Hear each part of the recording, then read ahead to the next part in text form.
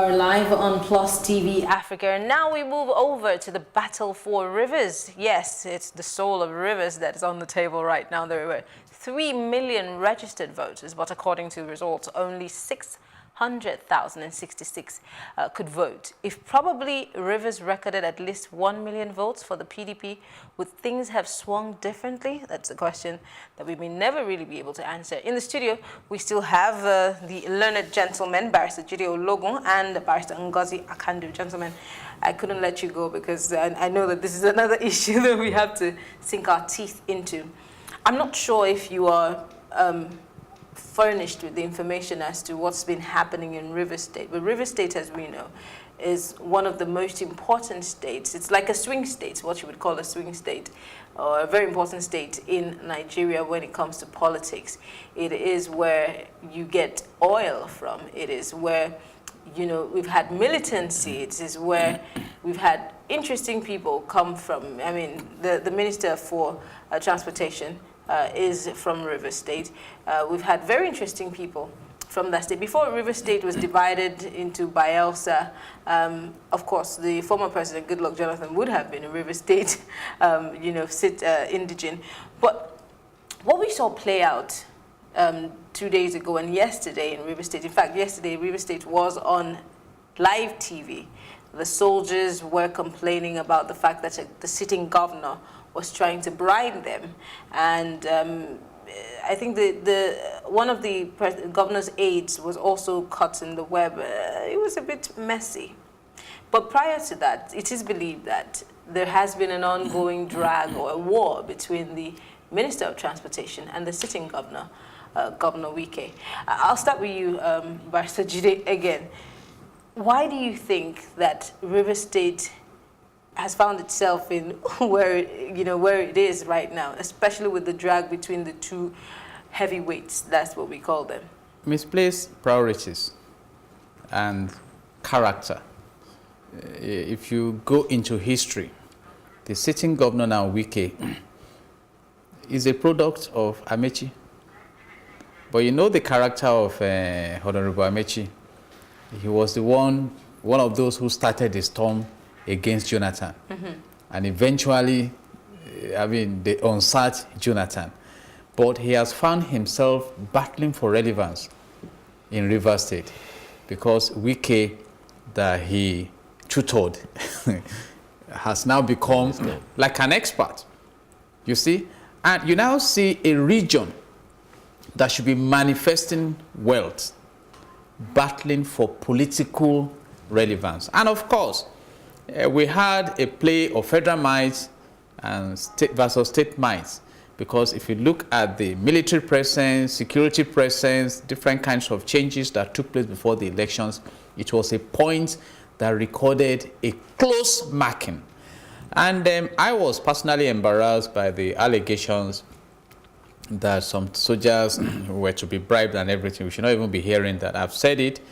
I mean, those who introduce military into our electioneering processes are the ones complaining. And that's why we are saying, let us strengthen our institutions.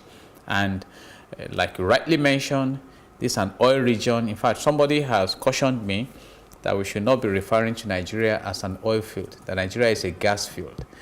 You see, so, but what benefits have we been able to deliver? So when will these leaders turn back and look at the people who are suffering so deeply? Because if Nigeria has been classified as the capital of poverty, the elite are excluded. They are not feeling the poverty at any level. Go and do your research. How many of their children school in Nigeria? And how many of them come for medical services in Nigeria? Quite a number of them flew to Dubai before the election. They didn't even wait to vote. And majority of them, some of them came to vote with their wives, not their children. You hardly see their children. You see, so how do we come to the point where we make them to have patriotic interest in this country? But the battles are on, like you said, and that's why PDP is complaining. If Rivers State was left alone, it would have been a hit and run state. You look at Ondo State is my state, my governor is still dazed. You know, this is an APC state, and PDP just came and, you know, swept like that. And the governor had to call an emergency meeting. And I think the time has come now when Nigerians will exercise their sovereignty, because the Constitution says in Section 14 of our Constitution 1999 as amended that sovereignty belongs to the people. And it's a very simple formula. Let the people enjoy. They will monitor less what you do. But when they suffer, their searchlights will be on you. It's just like when you invite people to your birthday parties. Nobody is quarreling with the fact that you have a section for VIPs, then a section for the populace. Let the food flow. You don't pass my table, transfer food to other places, and you keep asking me what will I eat. I mean, 1 hour down the line, it's either I'm disrupting your birthday party, or you leave, or I leave. You see, so we must be able to connect with the people at the emotional level. And I have expressed my fear. If right now, with the level of education, you see, look at what happened in Okota, and the report will be hoodlums. I did a study on hoodlums. The word hoodlum, I think, was first used in 1866 in San Francisco, when some people just gathered and they went stealing clothes in hotel and some hostels, and they were sent to industrial school. Industrial school is like the prison we have now, you see. And hoodlums are misfits, you know, those who are not productive to the society. You see, so we are now breeding hoodlums. Hoodlums, when we should be breeding engineers who are driving the process. That's why I love the trade war between America and China. You know, those are beautiful wars, not wars between farmers and herdsmen clashes, Boko Haram kidnapping and killings. I'm tired of this. We need to occupy the space we are destined to occupy in the world. If you look at the resources in this country, we should be the #1 country in the world. Okay. And we hope that someday we get a group of leaders who become aware of this and begin to move us in that direction, like Lee Kuan Yew of Singapore. Pastor Akandu, there have been people who have said that ever since Governor Wike became governor of Rivers State, it has been one issue or the other, which either he's pointing fingers at the Honorable Minister for Transportation, or he's pointing fingers back at, and Rivers State could have been more productive. This is where most of the wealth comes from, but it's been plagued by insecurity, it's been plagued by kidnapping, political violence, cultism, and this is a very important state when it comes to politicking. Why do you think that Rivers State has become what it is today? So much so that what played out on TV yesterday, for some people was a spectacle, and for some people it was a shame. Why the battle for the soul of Rivers State? Why is it such a serious, deadly issue? I think it is the madness for money, madness for wealth, and madness for power and control. It's quite shocking when you compare Rivers to some other parts of the country like the North. The extent of violence we heard about from Rivers State is shocking. Up north, you apart from places like Borno and some of these volatile areas where you have the, we reported, Boko Haram bomb blast, yeah. The northern part of the country was relatively calm. And then you wonder why you come to a place like Rivers State, a state that did not even produce either the presidential candidate or even the deputy to the presidential candidate. You find such magnitude of violence and perceived irregularities going on.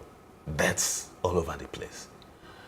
I think it is the selfish interests of the power blocks, that culminated in all these things, taking place. This is the source from which a bulky part of the wealth of this country comes from. Mm-hmm. And then somebody wants to take control of it, well, I'll be the one deciding how the wealth, is distributed. That is why, both factions were fighting for relevance. And their supporters weren't even thinking All I want is that at the end of the day, whoever I support that wins, I get what I am looking for. And at the end of the day, it is just money, power, ego that cost all these things. But all of this happens at the expense of the people.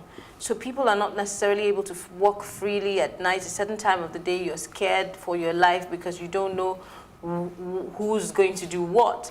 Now, in 2015, there were certain allegations from the governor's quarters that, oh, the honorable minister was coming with soldiers to disrupt the election, and then the honorable minister on his side said, hey, the governor is using the police against me. So the people are caught in the middle of all of this drama, which at the end of the day, most times, the people who want to come out to vote are not allowed to come out to vote. In a situation like that, where do you even start? How do you handle that? You see, I think my caution is that every human being is first a human being before enjoying privileges. And permit me to use this case study, which is painful to me. The person of late Alex Bade, the ex-chief of defense staff, that enjoyed a very high level of security. He was even alleged to be, involved in the Dasuki Gate, which was the diversion of funds meant for purchasing ammunition to secure the country. Look at how he died. I've always said it. Security for one is security for all.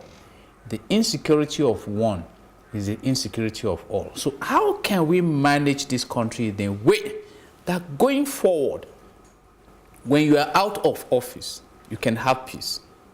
Look at America, for instance. I think it's even better for you to be a former president than to be a sitting president.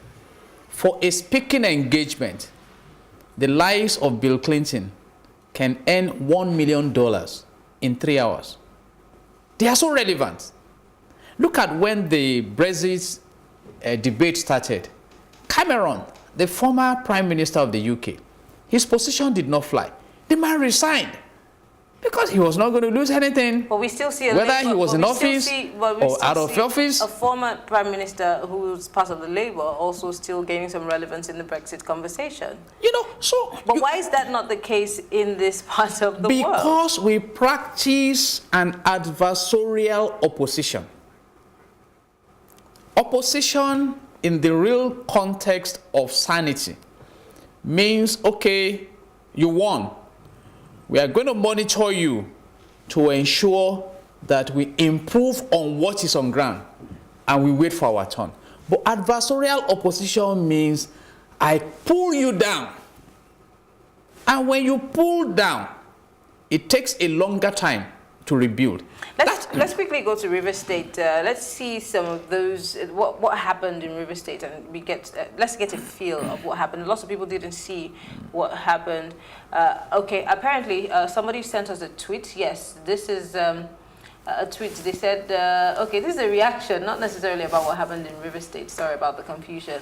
What they told Atiku he would do to Buhari versus what happened to them, okay, after the match. Well, this is not necessarily what we want to talk about, but somebody here is saying, INEC, you're one of Nigeria's biggest problems. People are tweeting Nigeria decides 2019. Nigeria has decided nothing. Professor Mahmoud Yakubu and INEC Nigeria made a decision, and I'm sure these people are people from River State getting angry as to the fact that the votes of the people in River State didn't count, and these are other funny tweets that are not relevant to the conversation that we're having right now. But I'm just wondering, if the people of River State feel like their votes didn't count because there were many cancellations in several places, apart from the fact that we had ballot boxes were snatched, people disappeared in the water. If people are disenfranchised, not necessarily because INEC failed on its part, but because of a war that INEC has been caught in between, where do the people go from here? How do they come in to change the situation? Because it seems like the Rivers people are helpless. Barrister Kandu. I wouldn't say they are helpless, because I think they put themselves in the position that they have found themselves. In this sense, how do you mean? How do they put themselves? No. There is this general perception that people from the southern part of the country have a particular aversion for voting. They have an aversion for voting.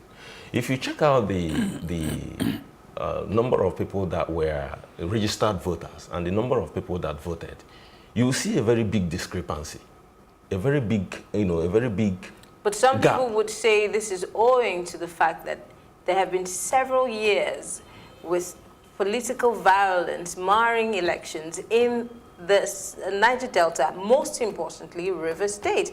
Hence the reason why, But there has to be an end to something. We saw what happened in Bayelsa, and then somebody either in Edo or Delta. So, but River State always has been a hot spot when it comes to political violence. So maybe because of this has formed or has caused some form of voter apathy. Maybe. Beyond, there were cancellations. You see, permit me to quote the scriptures. John 8:32 says, "You will know the truth, and the truth will make you free." We are not addressing issues that will help us quickly migrate and join countries that are developing. Let's even talk about the number of voters. How easy is it to collect PVC in the southern part of the country? We had those who registered and couldn't get in a space of 1 year. And we have reports in some parts of this country that even foreigners got PVCs, underage. But when we want to talk about this, no, don't touch it. The unity of the country, don't talk. I have given out a warning. I want the people from the southern region, if you love this country, begin to find a uniting force. That's why I appreciate so much the handshake across the Niger. Look at what happened as a build-up to this last election that held last week. The promise of 2023. Presidency will go to Southeast. Presidency will go to Southwest in 2023. So you are throwing one bone to two powerful dogs. I don't know how blood will not flow by the time they finish scrambling for that bone. Must this country be run on the platform of such politicking? You see, so we need to, when you want to know how much God has blessed a country, you look at the resources in that country. You see, the truth is that we have wasted the resources God has put in this country. And I think we all need to come together and realize we are in danger. Did you not read that even in Katsina State, the governor cried out that bandits have taken over? The governor of Zamfara even invited a state of emergency. The governor of Gombe State could not vote, reportedly, because of. So are we now in a war situation? And if we don't do anything about it, those who think they are not threatened, they become threatened. And that is why we must go back to governance. Right. Governance is about maximizing the resources you have to make life meaningful. And what Sheikh Zayed did in the UAE was to set in motion the process of sustainable development. And what he did was to embark on massive education of the young ones, massive education of women, industrialization of that region, turning it to a tourist hub.